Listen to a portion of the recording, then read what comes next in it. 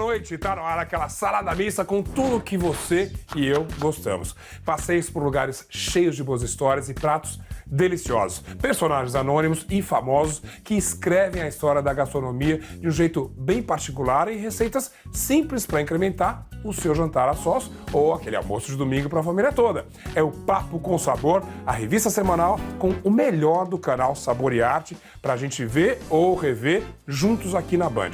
Entradinha, prato principal, sobremesa, nossa cozinha tem tudo para fisgar seu apetite. Dá uma olhada nos destaques dessa noite. Um mergulho nas delícias da gastronomia de Chicago. Tem pizza com cara de torta, um senhor sanduíche com carne e pipoca para dar e vender. De volta ao Brasil, vamos à Chapada dos Veadeiros conhecer uma fábrica artesanal de manteigas de castanha, super ligada a questões ecológicas. E o Renato Calef ensina as 1001 propriedades e receitas da quinoa. Tem ainda o Sushi Man, que é fissurado em churrasco de carne. E todos os bolos de fubá da Heloísa Bacelar para matar a saudade do sítio da avó. Ou só mesmo dar um sossega-leão naquela gulazinha da madrugada. Chega mais aí! A nossa escala inicial de hoje é em Chicago, a terceira maior cidade dos Estados Unidos, com quase 3 milhões de habitantes. Os americanos a apelidaram de Windy City, a cidade do vento, por causa da brisa gelada, aliás, que sopra do lago Michigan. Outra curiosidade é que foi lá que surgiu o brownie, no fim do século XIX. Para quem curte essa comida mais pera-jaca, gostosa, forte ali, mas talvez pouco nutritiva, Chicago é um prato cheio, literalmente. Tem pizza com massa tão alta que parece torta, pipoca com sabores inusitados, um sanduíche de carne que, apesar de levar italiano no nome, alguns dizem não ter vindo do outro lado do Atlântico, não. A Cecília Padilha, do Experimente, deu um pulo por essa terra que tirou o seu nome das palavras que os nativos usavam para falar da cebola e do alho que cresciam aos montes na região. Ou seja, Chicago tem comida até no nome. Bora ver o que ela achou desse mergulho nos sabores da América Profunda?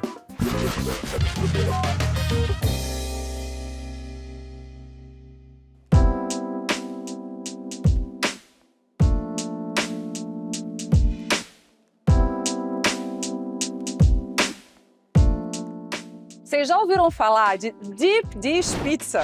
Essa é uma das receitas mais tradicionais aqui de Chicago e surgiu em 1943, criada por uma família, Malnati, e que até hoje tem os restaurantes aqui pela cidade espalhados por vários pontos diferentes. É uma pizza que lembra uma torta, ela é bem alta, com muitos ingredientes, muito rica e eu tô super curiosa para provar.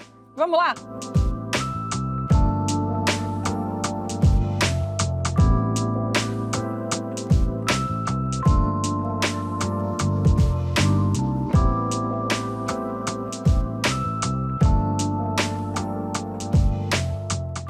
E apesar da pizza ter sido criada em 1943, o primeiro restaurante só abriu em 1971. O senhor Malnati trabalhava com o pai na própria pizzaria da família, e aí só depois que surgiu a rede, a primeira pizzaria e em seguida toda a rede. O interessante é que o queijo que eles usam é de um mesmo fornecedor há mais de 40 anos. O molho de tomate é secreto, porém o grande segredo é a origem, é o ingrediente que eles trazem de uma fazenda super selecionada e tem inclusive a lata com o próprio nome deles, né, com o próprio nome do restaurante que eles utilizam para preparar esse molho que é super bonito.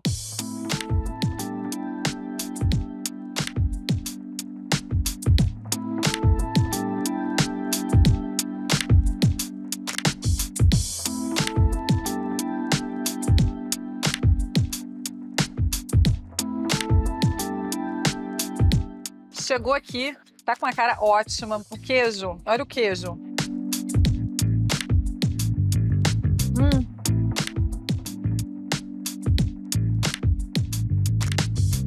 Imperdível.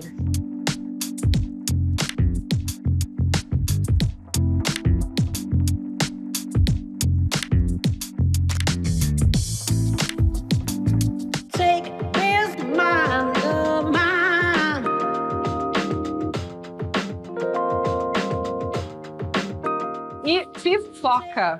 A Garrett surgiu em 1949 aqui em Chicago. E desde então foi se espalhando e hoje em dia está pelo mundo inteiro. O sabor mais conhecido deles é o de cheddar e caramelo, isso mesmo. Um pouco de cheddar e um pouco de caramelo, tudo misturado numa só. E eu vim aqui conhecer não apenas esses, como todos os sabores. Vamos lá.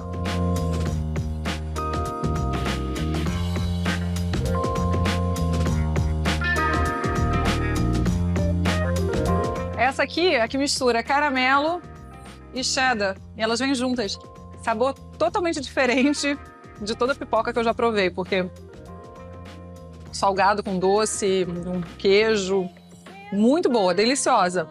Não sei se comeria assim dessa forma, né? Eu acho que eu prefiro elas separadas, mas muito boas.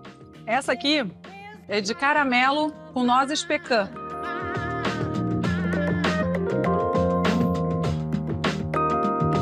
Deliciosa. E tem também essa aqui, que é de caramelo com castanhas de caju. Minha favorita.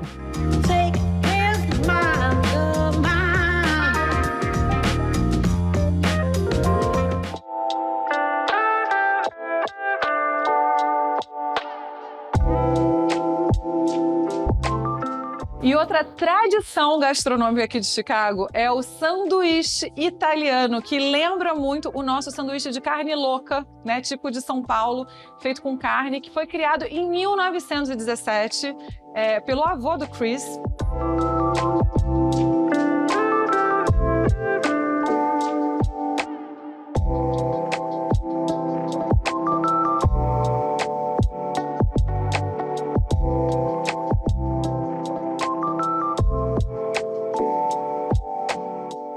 Why is it called Italian sandwich? It's called Italian beef because an Italian made it. It's not made in Italy, it's made here in Chicago. Yeah. Agora que é o momento. Ele vai montar o sanduíche aqui pra gente, This is que é finalmente... A diferença que eu vejo, né, ele faz as fatiazinhas, mas a carne se desmancha. Não é uma carne desfiada como a da carne louca, mas é uma carne que ela é tão fininha que ela, quando fica no molho, ela acaba por ela própria se desfiando. Okay. E ela é Now, muito a suculenta. lot of people like this dipped, so we... Uau! E aí ele molha o pão Okay. no molho para ficar com bastante molho.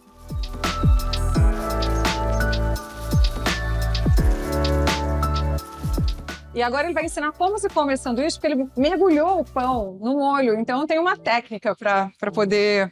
And there's a way comer. that we eat it. We call it the Italian stance. Ah, então é a maneira italiana de se comer esse sanduíche tradicional da família dele.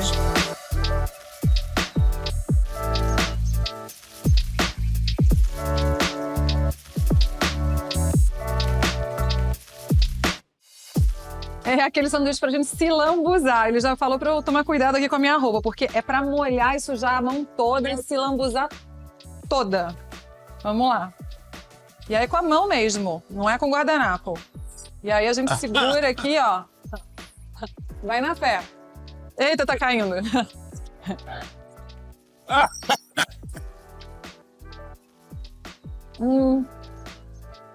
Diferente. Uma nova maneira de se comer sanduíche. Very good. Thank you very Thank much. you. Aí agora eles trouxeram guardanapo. Aí depois que a gente come, a gente tem direito a se limpar aqui. Yeah, it's real messy. Very, very good. É realmente uma bagunça comer esse sanduíche. E é delicioso.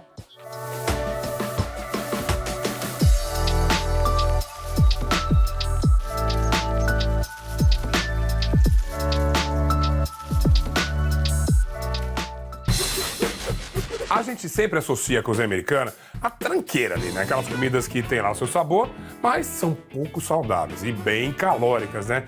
Não é totalmente errado, mas tem muita coisa gostosa no meio, isso tem, garanto. Eu, por exemplo, adoro hambúrguer, adoro mesmo. O grande lance é que eu acho que dá para se jogar no doce ou nas calorias, mas com uma rede de segurança, vamos dizer assim, para não perder totalmente a linha aqui. Por exemplo, tem uma família na Chapada dos Veadeiros, aqui no Centro-Oeste, que produz umas manteigas de castanha deliciosas, com cacau, coco e outros frutos que não deixam nenhuma formiguinha na mão. E é tudo feito sem soja, nem transgênico, ingredientes animais, glúten ou aditivos. O chefe Diego Badra, que apresenta o Rolê de Chefe, foi até Alto Paraíso de Goiás, conhecida por seus cristais e cachoeiras, para conhecer a produção dessa fábrica artesanal que reverte parte dos seus lucros para projetos de reciclagem e de agricultura agroecológica, aquela que se preocupa com sustentabilidade.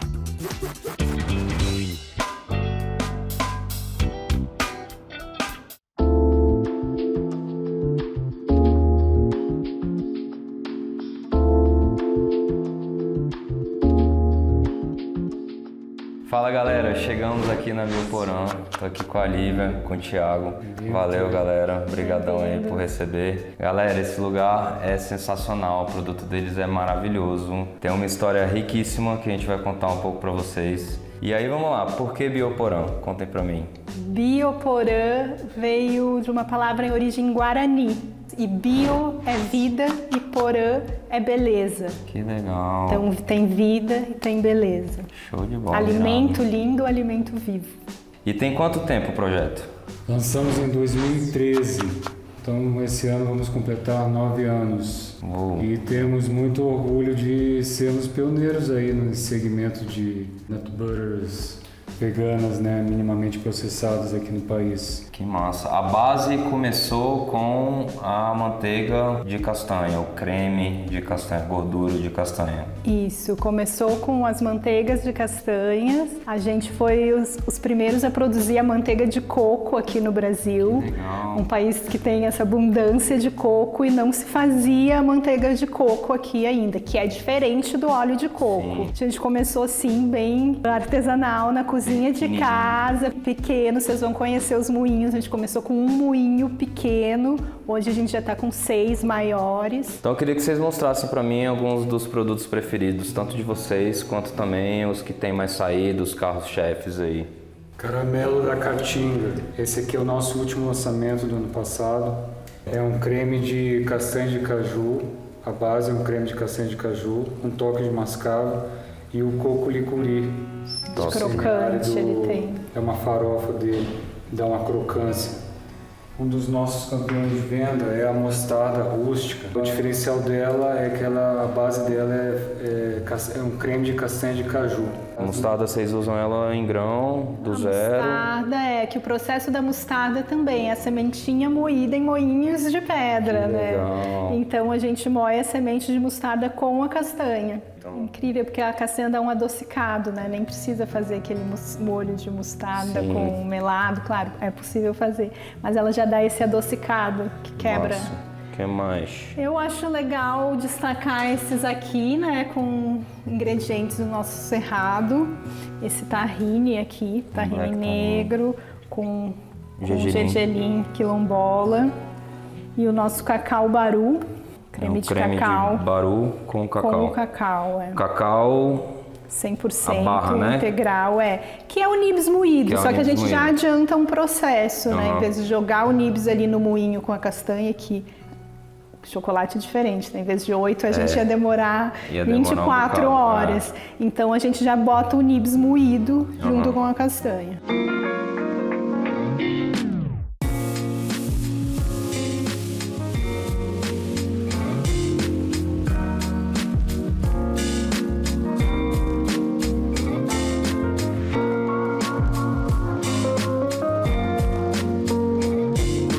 Então me explica aqui, você tem 6 melanger, aqui pro brasileiro são moinhos de pedra. São moinhos de pedra que moem artesanalmente as castanhas e sementes. Originalmente é um moinho feito para moer cacau, mas pode moer outras sementes. As castanhas ficam em média de 6 a 8 horas, por isso que a gente fala que é uma moagem lenta, como uma prensagem a frio, que preserva os nutrientes das castanhas, além de resultar numa textura super cremosa. Fica lindo, né? Essa aqui é de... Essa aqui é a nossa cajutela, Olha, que delícia. que leva só 3 ingredientes, é castanha de caju, cacau orgânico, integral 100% e um pouquinho de açúcar mascavo. Cacau baiano? Cacau da Bahia, e o açúcar mascavo é produzido aqui na Chapada mesmo. Ah, que legal. E ela já tá há quanto tempo aqui? Essa aqui entrou por volta de 8 horas da manhã. Pô, já são 5h15 já. Por isso que ela já tá tão linda assim. É, também, essa aqui né? estaria pronta já pra gente retirar. Já daria pra retirar, ela já tá Sim, na textura certinha. Já tá numa textura bem. Nossa, tá lindo e tá cheiroso, viu, galera?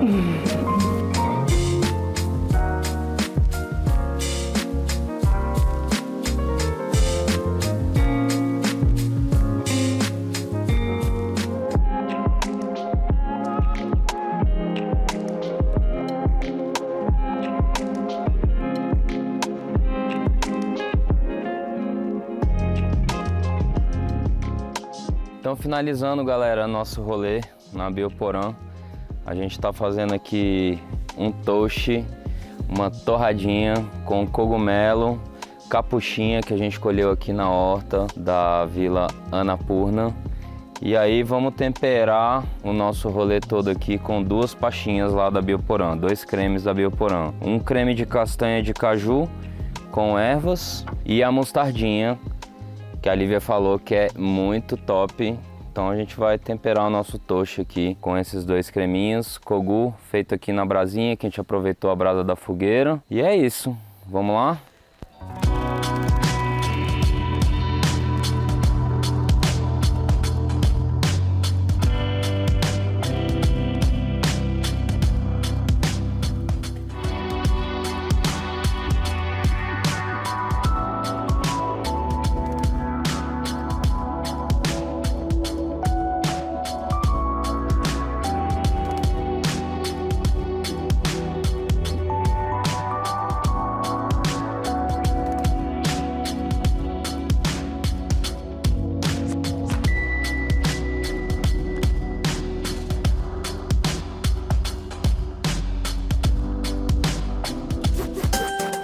E se a gente continuasse nesse clima de gula com responsabilidade?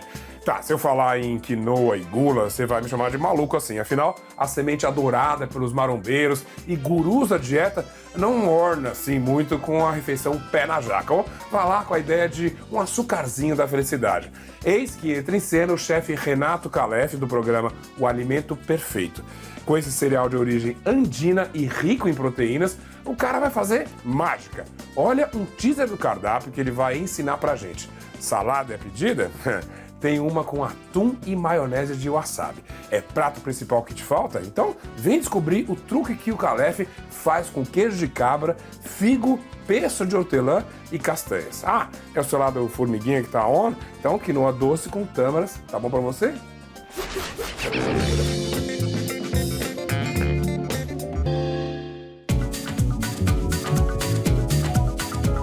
Hoje eu vou preparar 2 receitas com a quinoa. Uma salada e um risoto. Olha o quanto ela é versátil. Eu vou preparar uma salada de quinoa. Você tem a opção de trabalhar com a quinoa vermelha, com a quinoa branca, com um mix de quinoa vermelho com preto e a branquinha. E eu já tenho aqui cozinhando a quinoa negra, que vai ficar lindo no nosso risoto.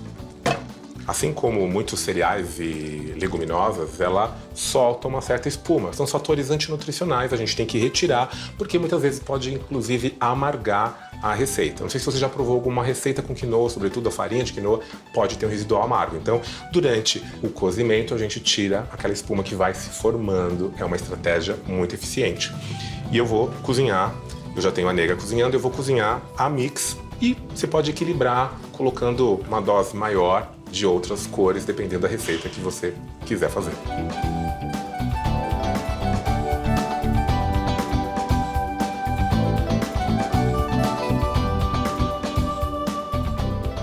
Água em temperatura ambiente, cobre. Geralmente, uma xícara de quinoa, você pode fazer 3 xícaras de água, mas isso varia muito, varia a chama, a própria panela, tudo isso influencia. Você vai observar se ela está cozida, ela não pode estar dura, ela não pode estar muito cozida, é uma arte o cozimento da quinoa. O importante é ficar atento e você pode corrigir a qualquer momento. Começou a cozinhar, tenho água ainda, eu coloco numa peneira, posso interromper com uma água gelada, na água corrente, não tem problema nenhum. Depois eu retiro o excesso de água e vou colocando mais água se for preciso. Nossa quinoa aqui, olha, ela já está, inclusive, olha, germinando, soltando. Olha, que linda que ela está. E você prova. Ela vai estar muito cozida ou muito dura. Você agora coloca mais ou retira o excesso de água. A quinoa tem vapor aqui ainda. E agora ela vai terminar o cozimento no vapor. Desliga o fogo. Enquanto cozinha, eu vou temperar o nosso atum, porque a nossa salada de quinoa é com atum e você pode substituir o atum pela melancia. Tem uma coloração e ela fica deliciosa, grelhada também. Assim, dessa forma, você dá uma trégua para o atum, reduz o consumo de proteína animal, faz bem para o planeta e para você mesmo.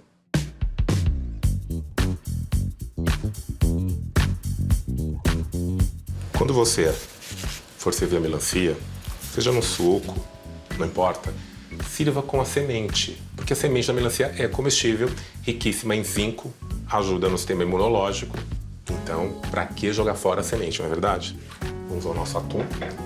Eu tenho aqui uma linda posta de atum. Eu também vou cortar nos mesmos formatos que a melancia.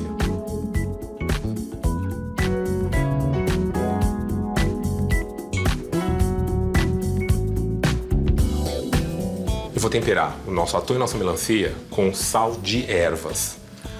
Ervas batida com sal. É uma ótima estratégia, inclusive, para você reduzir o sódio e colocar, adicionar ingredientes antioxidantes na sua receita. Porque, afinal de contas, ervas são antídotos naturais. Eu tenho um outro sal aqui. Esse é um sal que eu criei. É o sal Souchong. Sal misturado com chá chinês Lapsang Souchong defumado, que tem um aroma de toucinho. É uma ótima alternativa para você também misturar com a melancia em pratos plant-based.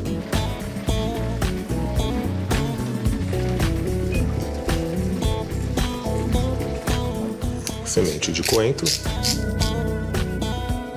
um pouco de pimenta síria. Se você quiser, você pode empanar um pouco o atum nessas ervas. E vou dar agora uma selada no atum e na melancia. Com um pouco de azeite. Não precisa muito, afinal é uma panela antiaderente.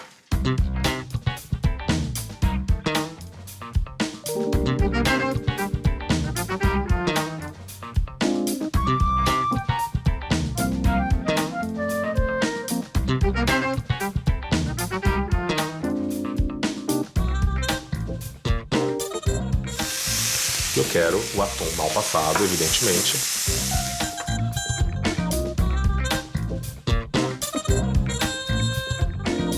E dessa forma eu controlo a parte, o tanto que ele está cozido e tanto que ele está cru, para ele não ficar um atum passado demais.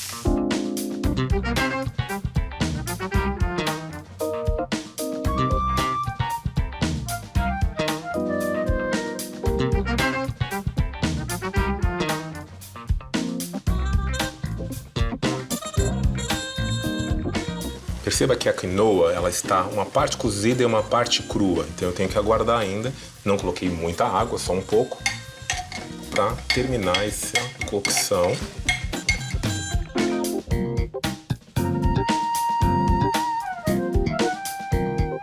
Nossa quinoa já está cozida, aqui soltinha, inclusive. É assim que tem que ficar uma quinoa soltinha. Eu vou misturar aqui a quinoa.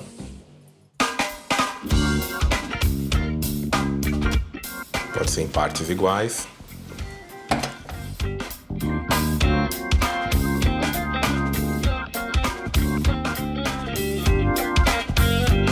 Sal. Percebeu que eu não cozinhei a quinoa com sal? Não precisa. Você vai colocar o sal no final da sua receita, independente da receita que você for fazer com a quinoa. Vamos colocar um pouquinho de alho.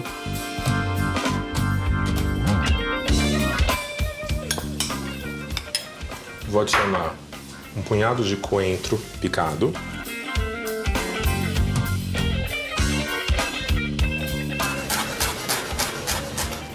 Castanha do Pará picada grosseiramente. A quinoa com castanha do Pará fica uma combinação excelente. Rica em selênio, é imunizante.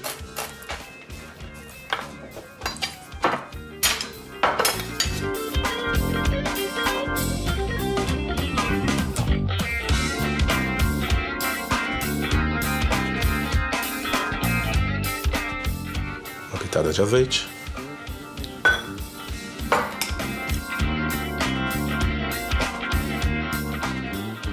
Provar? Perfeito. Eu vou colocar a quinoa no centro do prato.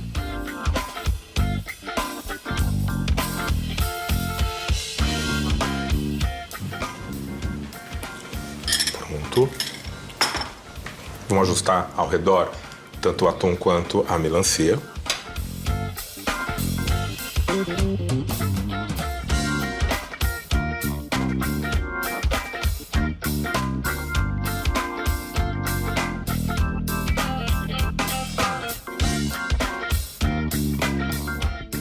Agora eu vou misturar um pouco de wasabi com azeite.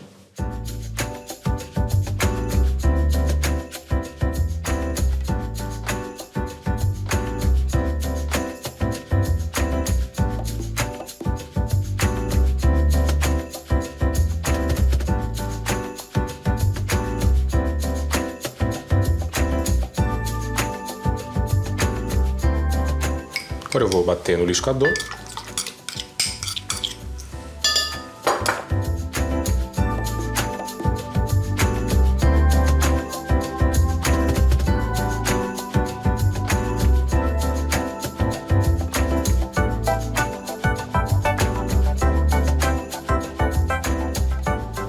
Pronto, colocamos por cima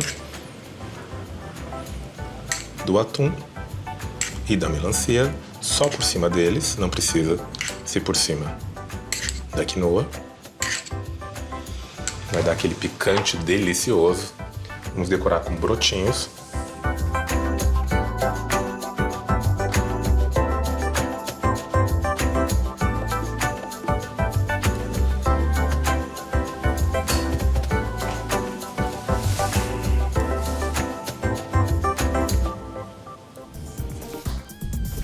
Perfeito.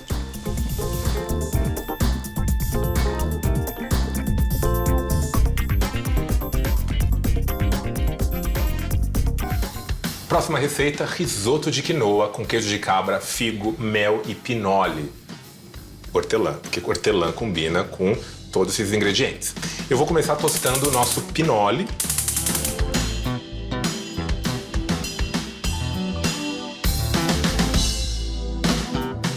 No fogo baixo, para ele dourar lentamente, não pode queimar, ficar crocante. Enquanto isso, eu vou cortar o nosso figo. Figo firme, de preferência.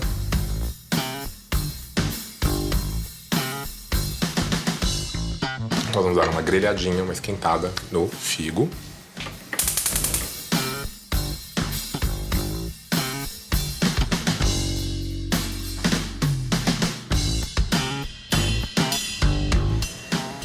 A gente lubrifica o figo com azeite. A quinoa negra já está aqui cozida, soltinha. Nossa, essa quinoa está perfeita.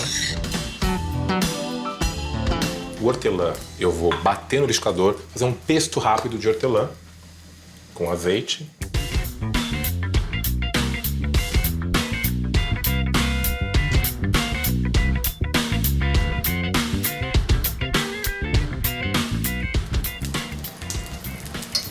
Eu vou virar o nosso figo.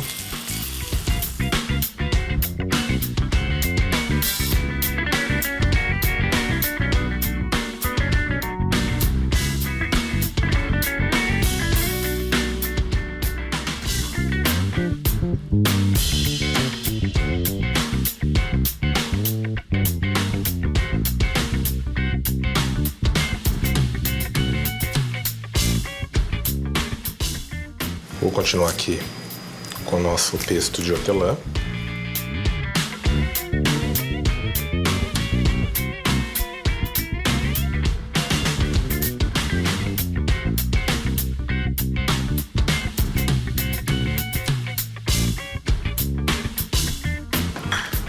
Nosso pesto está pronto.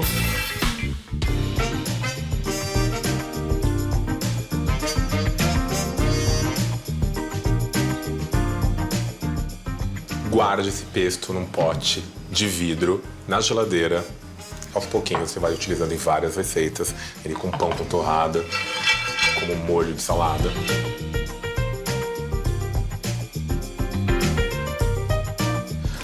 Vamos ligar o fogo mais uma vez. Vou aproveitar a própria panela que eu fiz o figo. Um pouco do alho. Nosso queijo de cabra está aqui.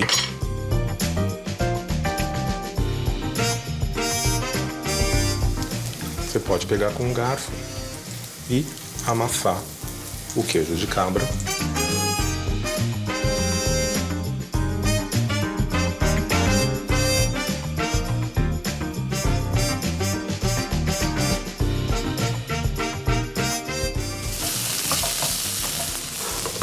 Adicionamos a quinoa.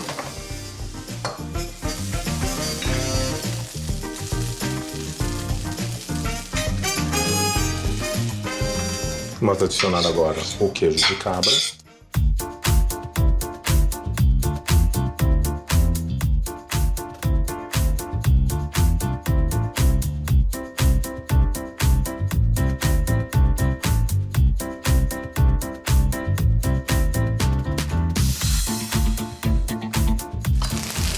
Nosso pesto.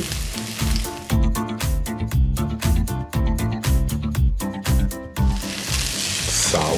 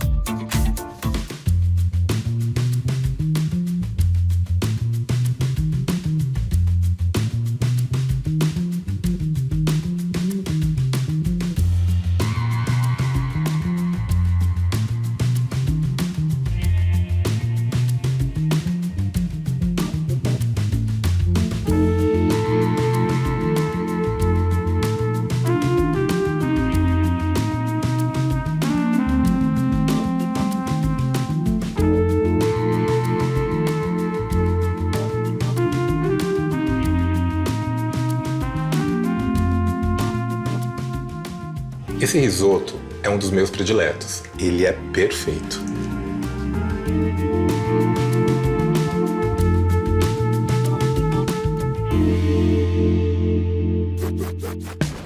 Não falei que era quinoa pra tudo quanto é lado? Mas calma lá, tem muita coisa pra gente saudar depois do intervalo. Quer o spoiler?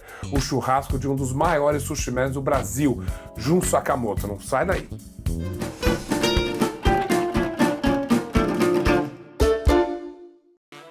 Opa, tá meio tarde, eu sei, mas nunca é tarde pra quem é louco pro churrasco, né? Pode colocar o Ale Flit aí, apresentador do Cada Um no Seu Churrasco. E também o Jun Sakamoto, que é mais conhecido, claro, como o rei dos sushis fresquíssimos e deliciosos aqui em São Paulo. Mas o chefe também se amarra em carnes grelhadas. Tanto que, pouco antes da pandemia, ele abriu uma rede de restaurantes que juntam peixe japonês e carnes de corte. Se tem alguém que realmente pode garantir a harmonia desse casamento, é ele, o Jun. O encontro do Ale com ele vai começar com um tartar de baby beef. Daí a coisa vai ficando mais séria. Entra um arroz de carreteiro sensacional, com costela e linguiça. E isso aqui, ó, que eu tô temperando aqui, dando toque final, que tá maravilhoso, um assado de tira suculento. Você vai ver, o Jun até diz que churrasco não tem muita receita, mas eu não sou doido de perder os macetes que ele passa. Você também não, né? Vamos lá?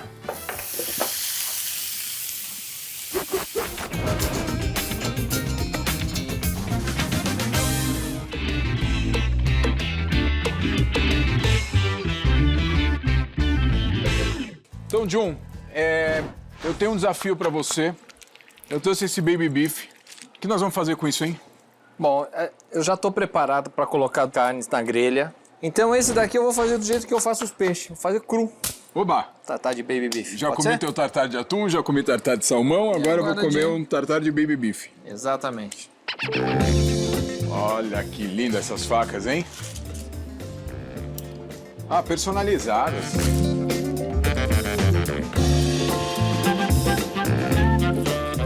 Ô, Jun, e você vai picar com gordura, sem gordura? Como que você vai fazer Eu vou isso? picar sem gordura.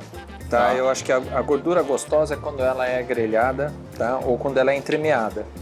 Tá? Eu acho que nesse caso aqui, se a gente colocar a gordura crua, ela vai ficar com gosto rançoso.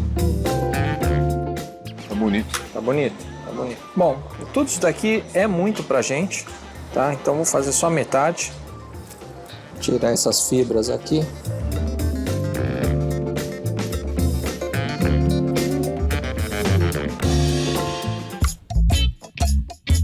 Essa costela você já deixou aí quanto tempo, hein, Jun?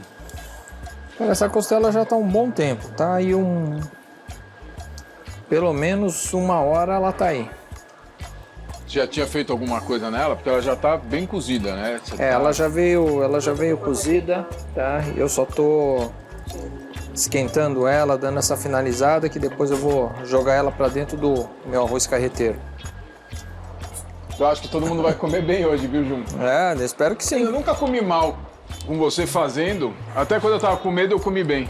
É que eu tenho um segredo, né? Atenção, gente, um segredo do Jun é um bom segredo. Para as pessoas gostarem da tua comida. Demora para servir. Aí a fome faz adorar a comida que você faz. Esse é o meu segredo.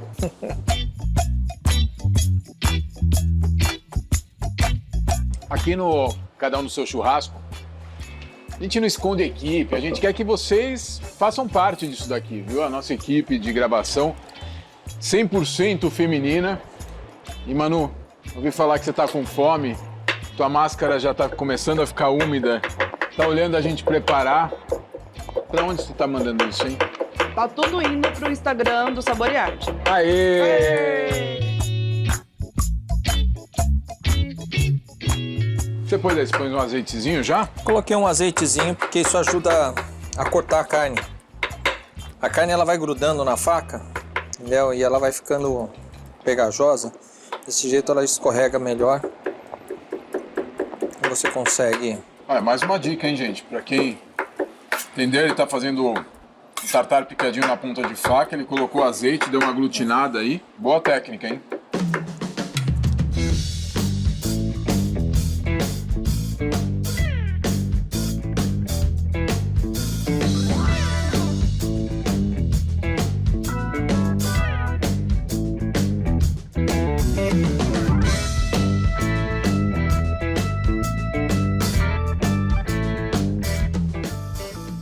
Piquei o picles, tá? Já misturei aqui.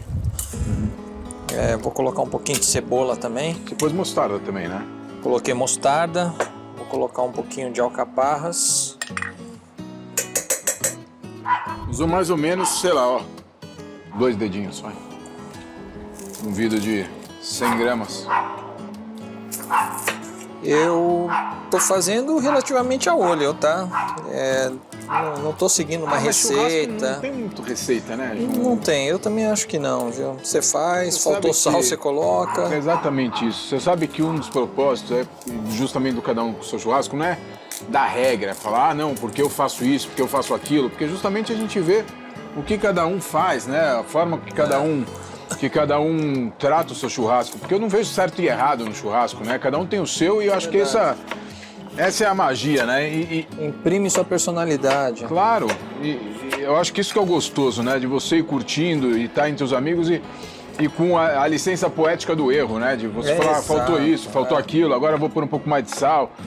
Essa carne ficou boa, essa não, puta, ficou dura, né? Acontece, porque por melhor a qualidade da carne que você compra, né? Você está lidando com matéria orgânica, né? Quer dizer, é um animal vivo, então de repente, o melhor que seja, se você pega uma peça dura, né?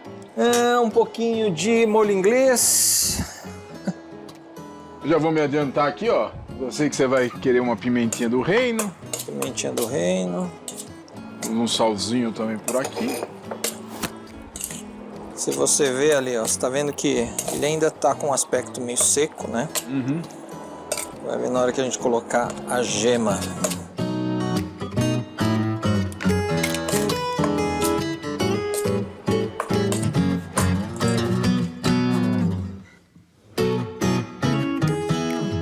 Vamos lá, eu vou retomar aí.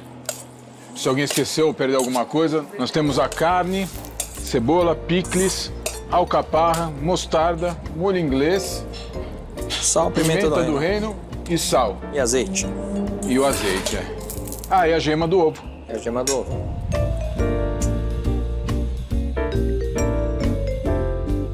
Eu vim ao mundo com fome. Eu já cheguei meio-dia no mundo, né? Nasci ao meio-dia. Justamente minha mãe dizia que eu já nasci com fome. Então, tô aqui olhando o Jun.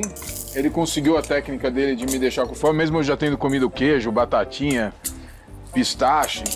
Coloquei um pouco de limão para dar uma acidez. Tá? Vou colocar um pouco mais de molho, que eu senti a presença dele. Tartar é legal, né? Porque cada um faz de um jeito diferente, né? É. O tartar é... E aí você vai experimentando e fala, meu, eu quero mais gosto disso. E aí você vai e acrescenta. Problema nenhum. Eu comi um tartar que puseram uísque junto. Olha, cara. A ideia é boa. Interessante. A ideia é boa. Uísque, conhaque, com certeza Pegar lá o pratinho? Claro.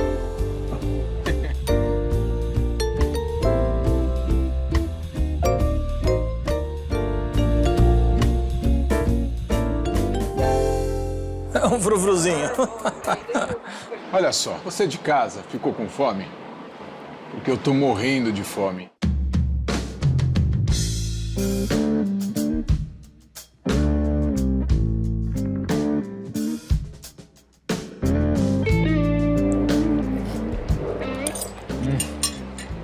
Bonzinho, né? Tá incrível. Realmente você percebe, né, a diferença de um tartar feito com baby beef do que com mignon, né? Você tem o sabor da carne mais presente, né, do que normalmente você tem, né? E a carne passa a ter até uma participação diferente no tartar do que muda a você textura, encontra, né? Muda a textura. Eu gostei, viu? Achei muito bacana. Tem só que tomar cuidado, né? Porque o baby beef tem fibras que o filé mignon não tem. Uhum. Então, se você não tomar esse cuidado, acaba dando um pouco mais de trabalho. Você tem que tirar essas fibras, senão, na hora que você estiver comendo, você vai ficar brigando com as fibras e não é legal. Mas eu achei que o trabalho valeu a pena, viu, João? Ah, né? Fui eu que trabalhei, né? Por isso. Eu gosto de pôr uma acidez. Você tem várias acidez, né? Você tem um pouco do picles, alcaparra, o limão. Você vê que o ovo não aparece. É, exatamente, o ovo desaparece, né? Ele vira tem só... gente que tem medo de pôr ovo, gema, que fica com gosto. Ele não aparece. O que nós vamos fazer, Jun? Vamos pro arroz carreteiro. Bora? Bora. Me conta um pouco desse arroz, porque eu já vi esse arroz. Eu já tinha te falado muitas vezes que eu queria experimentar esse teu arroz. Em algum momento eu resolvi fazer um arroz carreteiro, procurei uma receita na internet, fui lá, fiz. E dali em diante eu sempre fui mudando uma coisinha e tal, não sei o que, até eu perceber que, meu, tava fazendo um arroz carreteiro legal, todo mundo tava gostando. O que você vai colocar, de meia cebola? Um quarto de cebola? Um resto de cebola? Sei lá. Vamos picar aqui e ver quantidade. Sério, é aquela velha história, não tem receita não.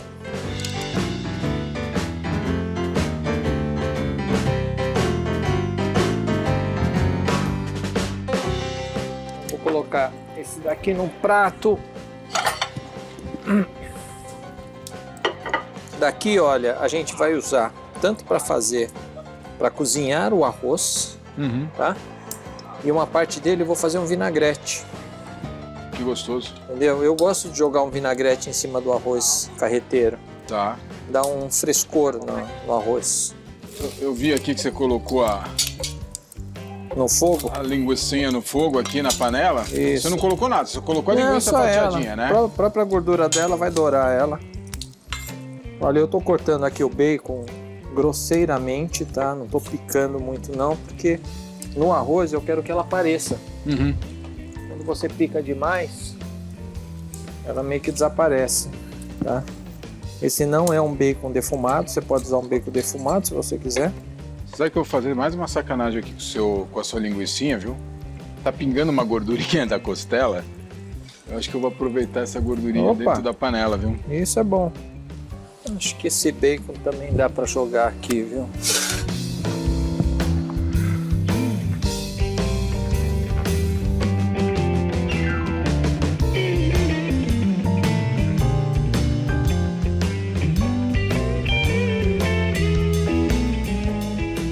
Eu já tava começando a ficar sem fome.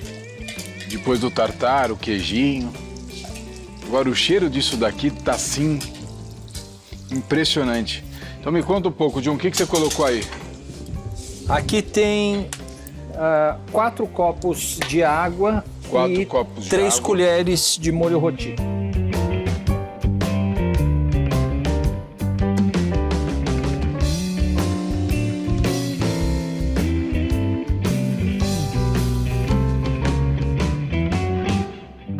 O arroz carreteiro é um arroz que você usa um monte de carne que você sobrou. Sobrou a carne do churrasco, aí você pega, pica aquela carne, faz um arroz, coloca a carne. Não tem uma receita, não tem um único jeito de fazer arroz carreteiro. Existem, acho que, milhões de jeitos de fazer arroz carreteiro. Esse é do jeito que eu faço.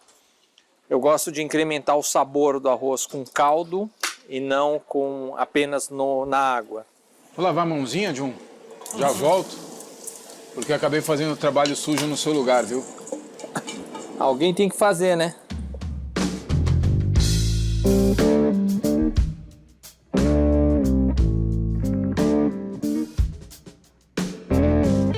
Pronto. E agora é deixar. A gente vai olhando, vai secar, tá? Na hora que ele secar, eu vou mostrar o truquezinho, porque ele vai aparecer uns furinhos que vai ficar borbulhando, entendeu? Aí o que você faz? Você espera, na hora que sumir aquela borbulha, você abre, ele ainda tá lá embaixo, que você já não vê. Você só abre um pouquinho e espera. Na hora que secou, você tira, passa todo as carnes, mistura tudo, tampa e reserva um tempinho para ele dar uma curada ali.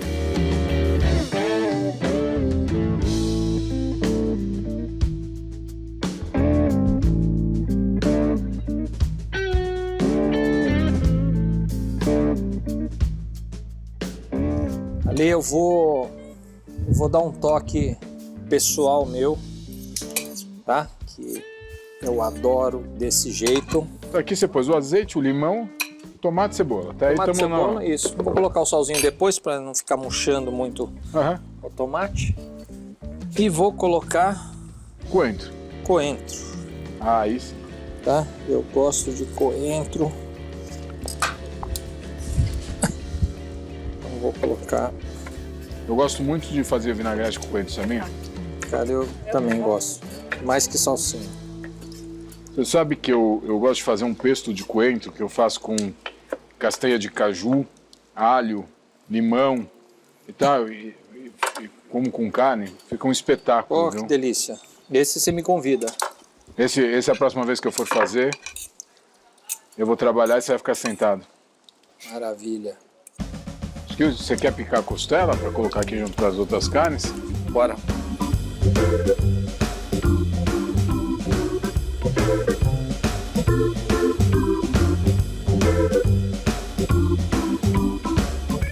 O Ale resolveu que não pode ver uma pele de porco sem pururucá e a gente está tentando ver se dá certo. Deixar ela secar um pouquinho e a gente tem uma pururuquinha com esse arroz.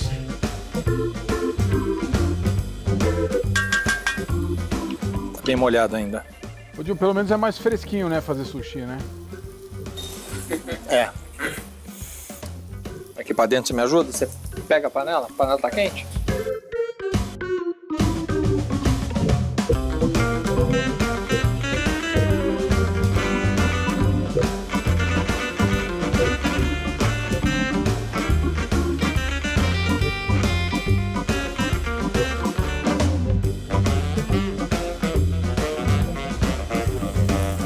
Eu vou deixar ele agora tampadinho.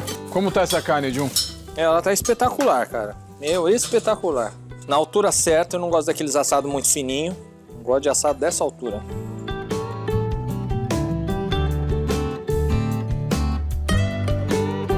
Alguma dica de um passado de tira? Bom, vamos lá. Coisas importantes para assado de tira. Carne colada no carvão. Carvão. Tá? Muito próximo. Ela não pode passar. Assado de tira passado, joga fora. Então, assim, pessoas que não gostam de carne mal passada, não comam assado de tira. Assado de tira você tem que morder, tem que vir aquele suco da carne na boca. Essa parte do assado de tira, a gente tira muito perto do acém, do pescoço. A gente tira ela bem para cima da costela. Ela dá outro tipo de sabor, dá mais maciez. É uma parte mais nobre, muito marmoreio.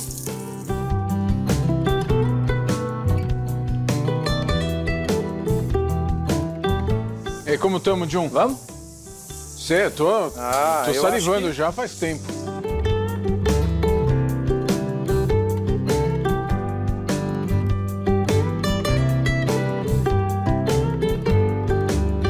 Meu Deus, hein? Vamos lá pro arroz. Aqui, meu amigo, olha. Eu tô numa curiosidade para experimentar esse arroz, Jun.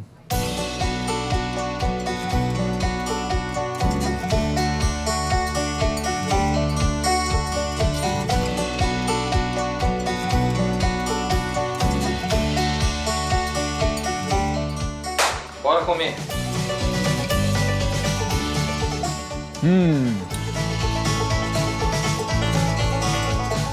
A melhor parte do assado é quando você pegar o ossinho com a mão e você acabar de comer a carne que tá em volta, né? Nossa. Ou o osso. Pra quem tem invocação de cachorro, eu tenho. Produção, bora abrir a cerveja.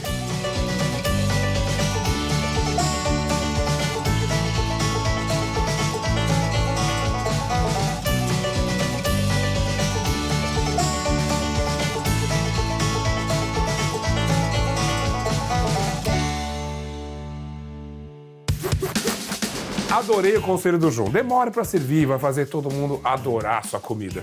Vou levar pra vida, hein, João? Essa carne ali só sai amanhã de manhã. E olha lá. Olha, a gente aqui no Papo faz a linha morde e assopra. Sabe como é que é, né? Eu vou explicar. É mais ou menos como uma semana na vida de todo mundo. Pé na jaca no domingo, aí começo de dieta e vida saudável na segunda. Daí vem aquela saudade doce, ela vai aumentando com o passar dos dias, até explodir na sexta-feira. É sobre isso e tá tudo bem, como diz o meme. Então, hoje a gente começou com pizza e pipoca americana. Passou por manteiga vegana e quinoa, deu uma mini derrapada nesse churrasco sensacional do Jun Sakamoto e agora é hora de chocolate na veia. Senhoras e senhores, a Páscoa já tá chegando, né? Lembra? E o Momento Senac de hoje vai direto ao ponto. Você vai se deliciar com chocolate branco, com limão siciliano e marshmallow e chocolate rubi com frutas vermelhas e pistache. Mas o mais importante, se você produz chocolates na sua casa, artesanalmente, anote aí as dicas para temperar, embalar e armazenar a sua mercadoria. Vale caprichar para deixar ainda mais irresistível o que você fez com tanto esforço e carinho. Olá, eu me chamo Marília Cross, sou docente do Senac e hoje eu tô aqui para te ensinar duas receitas incríveis de bombom crocante. O primeiro é um bombom crocante de colher de amendoim e floco de milho açucarado e o segundo, um bombom de canela com crocante. Sabe o que é melhor dessas duas receitas? Elas são extremamente vendáveis ao longo do ano inteiro. Isso porque a gente sabe que a Páscoa é uma das datas mais fortes de vendas. Só no ano passado faturou mais de 2 bilhões de reais. Se você quer começar a empreender, eu falo que essa é a melhor matéria-prima, o melhor ingrediente para você ingressar na confeitaria. Com certeza é a sua chance de faturar muito, não só nesse ano, mas em todos os próximos, se assim você desejar. Antes de mais nada, a gente precisa de um chocolate de boa qualidade da sua preferência. Aqui eu tenho 300 gramas. A gente vai levar esse chocolate a micro-ondas de 30 em 30 segundos, mexendo sempre entre os intervalos. É importante que no final ele esteja fluido e você vai perceber que ele já vai ficar mais homogêneo e vai estar quentinho.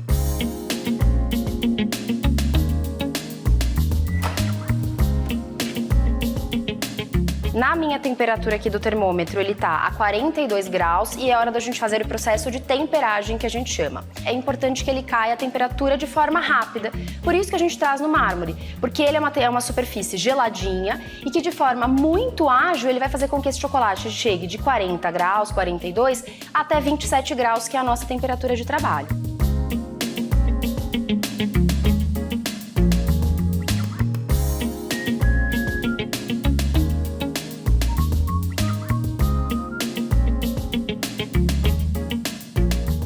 Agora é o momento de começar o nosso preparo do bombom. A gente vai acrescentar os nossos flocos de milho crocantes e açucarados e a gente também vai usar amendoim torrado, sem pele e sem sal. Ele vai ficar com essa aparência bem rústica e é isso que deixa esse bombom de colher tão lindo e tão diferente para você vender em qualquer época do ano. Venho aqui, pego uma colherada, pinga com a colher em pé e ele vai ficar desse jeito. E a gente vai replicar até encher o papel manteiga por completo.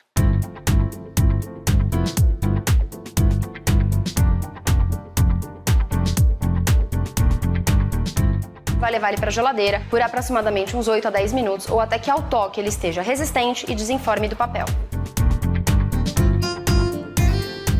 Nossos bombons já estão prontos, já voltaram da geladeira e agora é hora de colocar na embalagem. Eu escolhi uma lata linda que vai dar todo o diferencial para esse nosso bombom. E aqui a gente tem o nosso bombom de amendoim e floco de milho crocante, açucarado, que fica lindo, delicioso e ó, muito crocante.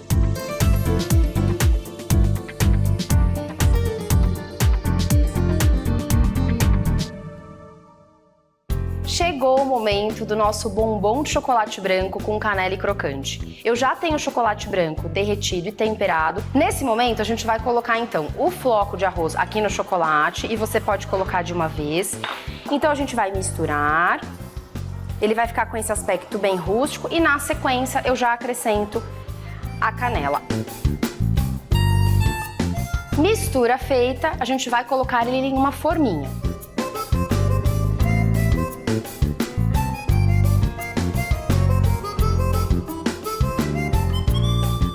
No momento de levar para a geladeira, se você tiver uma folha de papel manteiga, é só colocar por cima porque isso evita que o chocolate pegue muito a umidade da geladeira. Bombons prontos e depois de 10 minutinhos na geladeira a gente vai desenformar.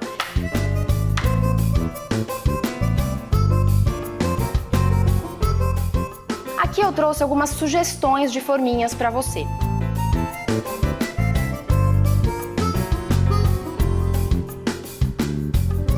Se você gostou dessas duas receitas, então clica agora no QR Code que está aqui aparecendo na sua tela e vai lá para o Instagram do Senac para conferir outras receitas que eu preparei para você. Muito obrigada e até o nosso próximo Momento Senac.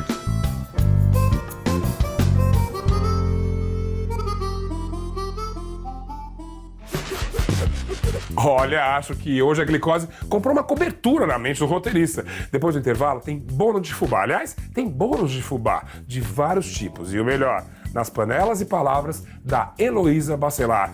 Aí fica tudo facinho, né? Até já.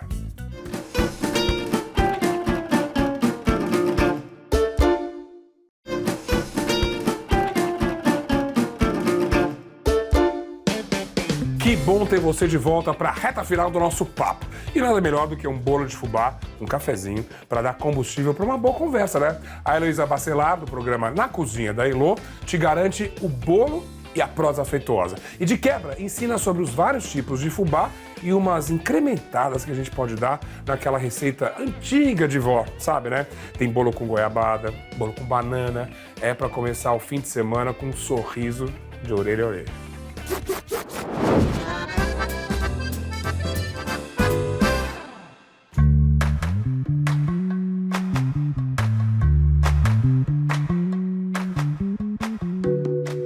Além de um bom fubá, é super importante você trabalhar com um ovo caipira de preferência, que é ovo realmente com gosto de ovo. E depois vem a manteiga, que dá muito sabor ao bolo. E eu adoro manteiga, não é à toa que eu tenho um monte de manteigueira antiga em casa. Tem gente que diz que bolo de fubá é seco, mas não precisa ser assim. Aquele bolo assim que é só o fubá misturado, às vezes fica com uma textura de areia. Tem gente que, para evitar esse problema, acrescenta um pouco de farinha de trigo à massa, mas ele não vai ser mais só de fubá. O bolo de hoje é diferente porque a gente faz um angu e com isso o fubá cozinha e ele vai ficar fofinho, super macio no final. O bolo básico leva fubá, açúcar, leite, manteiga, óleo, fermento e ovo. Para fazer o bolo branco, o fubá é branco, o leite de coco e o coco ralado. Para as variações, a gente usa fubá branco, leite de coco, coco ralado, canela, erva doce, goiabada e banana.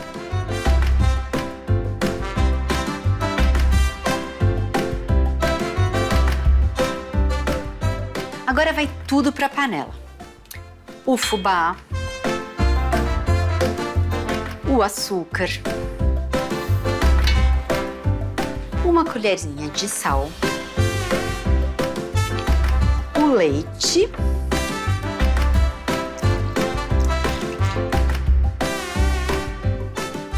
o óleo.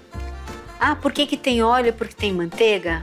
O óleo dá um pouco de leveza e a manteiga dá muito mais sabor.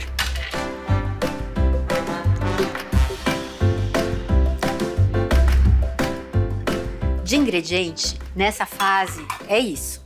Agora, mexer, ele vai ferver, engrossar e vocês vão ver que já já vai aparecer o fundo da panela. Aí essa fase do angu tá pronta. Agora desligar o fogo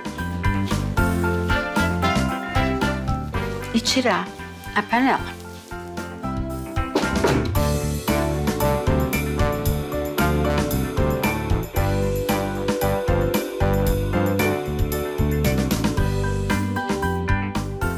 Deixar mornar por uns 10 minutos é super importante, porque se você colocar a gema quente na massa, a gema cozinha.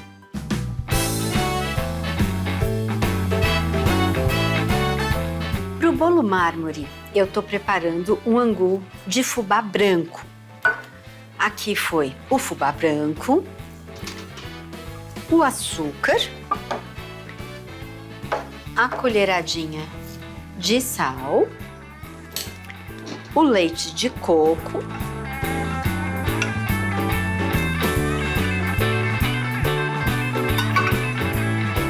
a manteiga e o óleo. Agora é só misturar. Agora ferveu e engrossou. Lá vai o coco.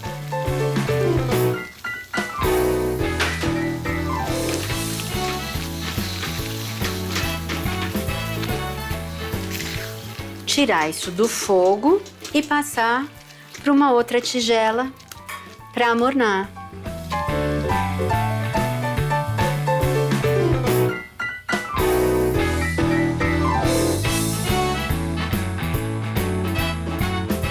Agora a gente vai deixar amornar antes de continuar com a receita.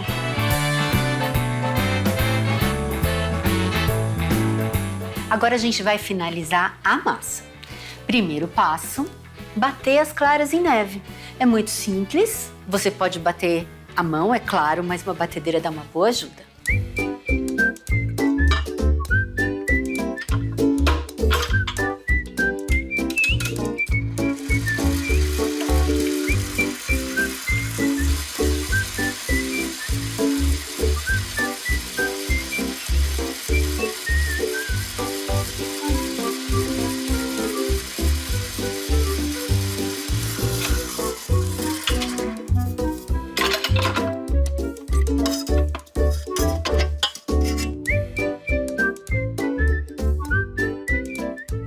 A massa já tá morna. E aí, eu acrescento as gemas. E o fermento em pó. Aquele fermento de fazer bolo. Eu vou misturar as gemas e o fermento até conseguir uma massa homogênea, o que é muito fácil. Aí chega a hora de incorporar as claras em neve. Aí não é misturar, é incorporar mesmo. Porque eu quero ar na minha massa, eu quero uma massa bem leve. Então a gente faz o seguinte, a gente pega sempre mais ou menos 1/3 das claras e vai misturar com força, assim mesmo. Desse jeito, a gente vai aproximar as texturas da massa e das claras e vai conseguir já um pouco de leveza para essa massa. Ó, ela já fica mais fofinha, né? Depois que eu misturei, aí sim eu vou colocar os 2/3 de clara restantes. E aí vem o X da questão. Nessa hora, todo cuidado é pouco. A gente não pode misturar daquele jeito. Então, o certo é você cortar e levantar a massa. Porque fazendo assim, eu não vou perder todo o ar e toda essa leveza que eu quero justamente passar para a minha massa. Então, assim, é só fazer isso, o que não é nem um pouco complicado. Aí, olha, já dá para ver que, olha, a massa tem outra textura. Agora tá bom. Se sobrarem uns pedacinhos de clara, não tem problema, tá? Usando essa mesma base de massa amarela, a gente pode fazer alguns bolos diferentes. E eu vou mostrar aqui para vocês algumas possibilidades. Um bolo super gostoso de fazer é o bolo de fubá com goiabada. É muito simples, porque eu vou usar a massa básica. Vou colocar aqui um pouco dessa massa.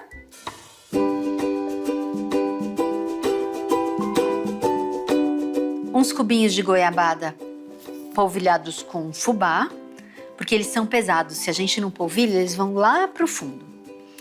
E aí, em cima, eu vou colocar mais um pouquinho de massa. Sempre massa até no máximo 3/4 da altura da forma, porque ele vai crescer no forno e senão ele vai transbordar.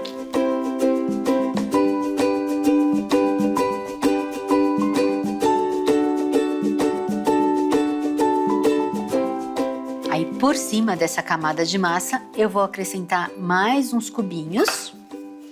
Eles não vão afundar, não tem problema. Eles vão ficar meio caramelizados no forno, fica muito gostoso. E pronto. Esse aqui a gente já vai levar pro forno e acabou. Esse bolo mármore de fubá amarelo e branco aconteceu num dia em que eu ganhei um pacote de fubá branco. Aí eu fiquei pensando e falei, eu vou fazer um bolo que no final ele vai ficar com aquele gosto de queijadinho. O que eu aprontei? Peguei metade da massa amarela, aquela que eu tinha aqui, e coloquei numa tigela. Nessa massa amarela, eu tô juntando queijo ralado. Que queijo? Um queijo bom de ralar, pode ser um parmesão, um Minas curado, o que você quiser e tiver em casa. Essa massa amarela eu vou colocar aqui na metade da forma, tá? A primeira camada. Essa forma, ela simplesmente foi untada com manteiga e polvilhada com fubá. Super simples, aquele jeito normal de fazer um bolo.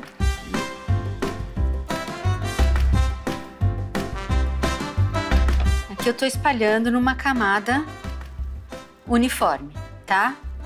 Mas não precisa ser perfeitíssima, vocês vão ver.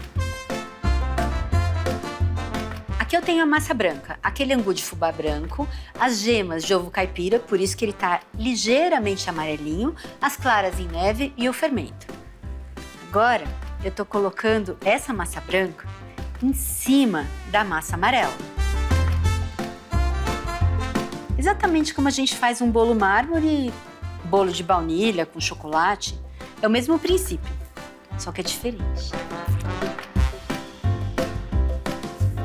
Agora, eu dou uma ligeira acertada e aí vem o toque de fazer o bolo mármore, que é simplesmente pegar uma faca, uma colher, a espátula que for, e eu faço uns cortes, assim, ó. Com isso, ele dá uma ligeira misturada e na hora de cortar o bolo pronto, ele vai ficar com aqueles desenhos. Daqui, o bolo vai pro forno. Quando eu tô com vontade de comer um bolo de fubá com banana, eu preparo uma receita da massa amarela básica. E aí, é muito fácil. Eu coloco metade da massa na base de uma assadeira.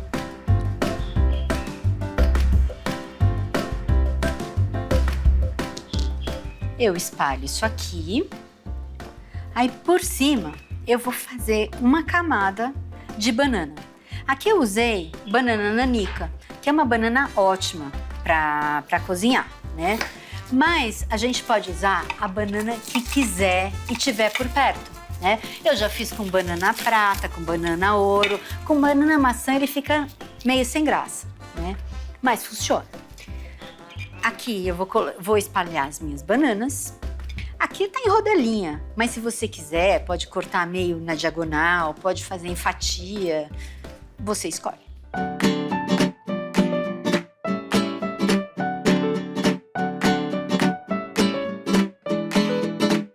Por cima dessa banana, eu vou polvilhar açúcar e canela. Quanto de canela? Depende de você. Eu adoro canela, eu ponho um monte de canela. Se você gosta mais ou menos, põe menos. Se você detesta canela, simplesmente não põe canela. Vou colocar por cima a massa restante.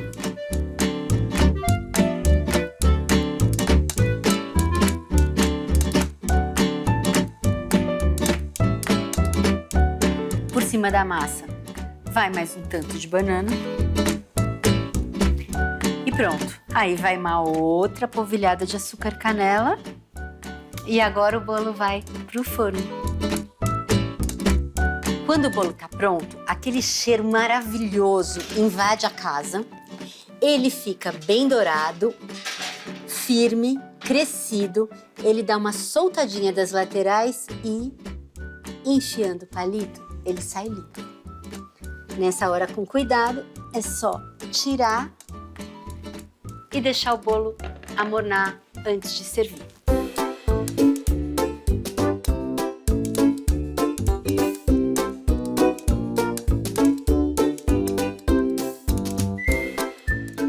Aqui a gente tem o bolo mármore de fubá branco e fubá amarelo.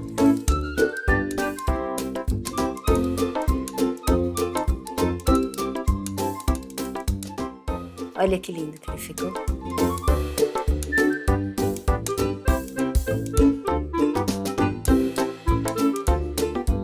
Esse aqui é de fubá crioulo.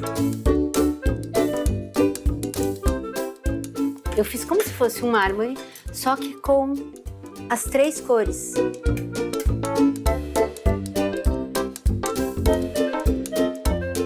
Aqui eu tenho fubá crioulo de 3 cores. Então tem o amarelo, o preto e o avermelhado. Esse aqui é o de fubá com erva doce. Eu tô serrando o bolo, tá? Isso é super importante, porque cortando assim, eu mantenho o bolo fofinho, né? A gente não esmaga o bolo. E esse aqui é erva doce, só tem aquelas pintinhas e pronto.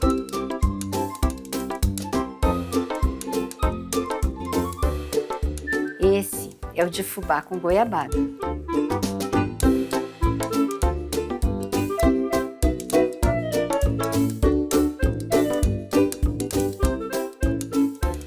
E por último, é o bolo de fubá com banana, que é o meu preferido.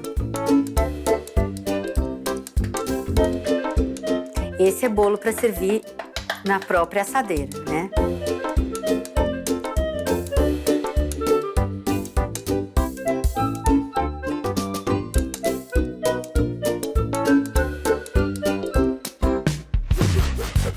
Vem cá, é pecado querer um pedaço de cada? Nada, né? Pecado mesmo é esse programa ter que terminar. Mas a semana passa, olha, rapidinho, logo vem outro sextou e eu quero sempre a sua companhia, viu? Pode vir quem é fit, quem é ladrão noturno de geladeira, quem quer saber mais, assim, sobre as origens de pratos que fazem cafuné no paladar da gente. Tem mesa pra todo mundo, toda sexta aqui na Band, depois da novela. Um beijão, até a próxima.